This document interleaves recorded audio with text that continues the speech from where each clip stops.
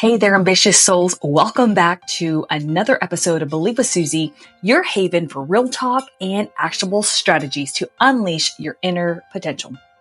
Today, we're diving into a topic that affects nearly everyone at some point in their life and in their careers.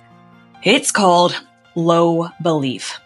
We're going to unpack the sneaky confidence killer, and we're going to uncover its roots and, more importantly, equip you with the tools to overcome it.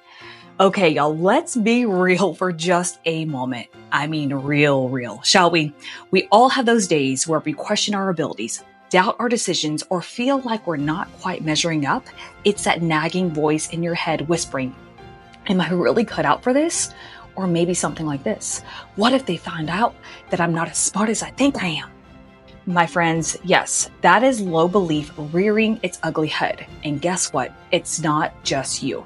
It's a confidence crisis that affects everyone, from professionals to moms, people all across the world, from entry-level employees to seasoned executives to coaches, and even people who've been doing things for a really long time. But the good news is you don't have to let it control your career or your life. So let's start by understanding low belief. What exactly is it?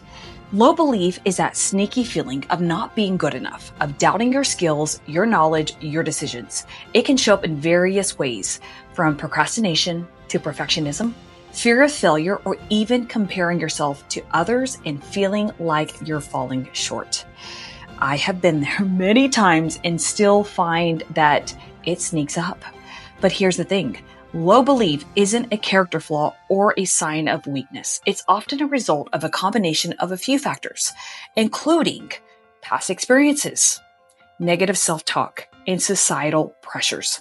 It's like a computer virus that gets installed in our minds, distorting our perception of ourselves and our abilities. Not gonna lie, y'all, this thing is really ugly, and when it hits really hard. We're going to talk about the sneaky triggers of self-belief in your house, in your world, and also in your workplace. So the first sneaky trigger of low belief, impostor syndrome. It's that feeling that you're a fraud and that you don't deserve your success.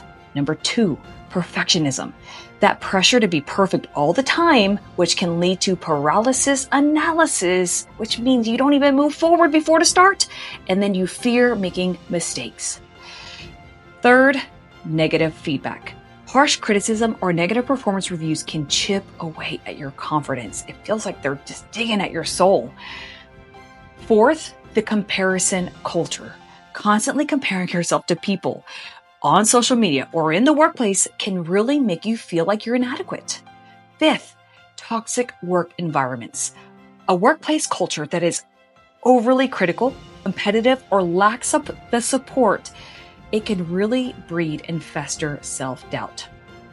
So now that you know that, let's talk about breaking free from this confidence crisis. Here's the $1 million question. How do we break free from this confidence crisis? The answer lies in unmasking low belief, shining a light on its triggers, and then taking action to rewrite your inner narrative. The inner narrative is really the thoughts that you have every single day. So, identifying your triggers. I want you to start by paying attention to the situations, people, or thoughts that tend to trigger your low belief. Awareness is the first step towards change. Second, challenge your negative thoughts. Whenever that inner critic pipes up, don't just accept its words as truth. Here's a really great fact. You don't have to believe everything you think. I want you to challenge those negative thoughts with evidence and positive affirmations. Third, let's celebrate your wins. Make a conscious effort to acknowledge and celebrate your accomplishments, no matter how small they seem. This helps you really just to build up a positive feedback loop and to reinforce your belief in yourself.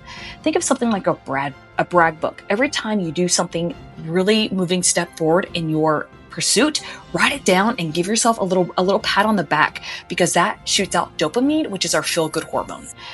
Next, I want you to think about cultivating self-compassion. Treat yourself with kindness and understanding, just as you would a friend. Remember, everyone makes mistakes and setbacks are part of the learning process. Now, let's get a little bit of practical and tactical on things that you can do today to start real life strategies to overcoming low belief. First one on deck, I want you to keep a success journal. Write down your accomplishments, big and small, to remind yourself of your capabilities. Next, we're going to talk about practicing positive affirmations. And this isn't just woo-woo, friends. You got to remember the things that you say to yourself, your brain knows. So repeat empowering statements like, I am capable, I am worthy, and I am enough. Third, surround yourself with supportive people. I want you to build a network of positive people and encouraging individuals who believe in your potential, online, offline, in the workspace, or in any of your circles. And then if low belief is really significantly impacting your life, consider seeking help from a coach or even a therapist. And then I want you to remember that you are not alone in this struggle. Low belief is a very, very common challenge, but it doesn't have to define you. By understanding its roots, recognizing its triggers, and implementing these strategies in this podcast, remember, you can hit pause, you can start again, take really good notes, you can overcome self-doubt and unleash your full potential. Because I promise you, there is someone on the other side of, I don't want to, I can't, I'm not worthy. Now it's your time to take action. I want you to choose one strategy that resonates with you and start implementing it today. Remember, every small win, every small step you take towards building your belief in yourself is a step towards a more and fulfilling, successful life. Thank you for tuning in to Believe with Susie. If you found this lesson helpful, please share it with a friend who might be struggling with low belief. And don't forget to subscribe to the show for more inspiring and empowering content. Until next time, keep believing in yourself and in your limitless potential.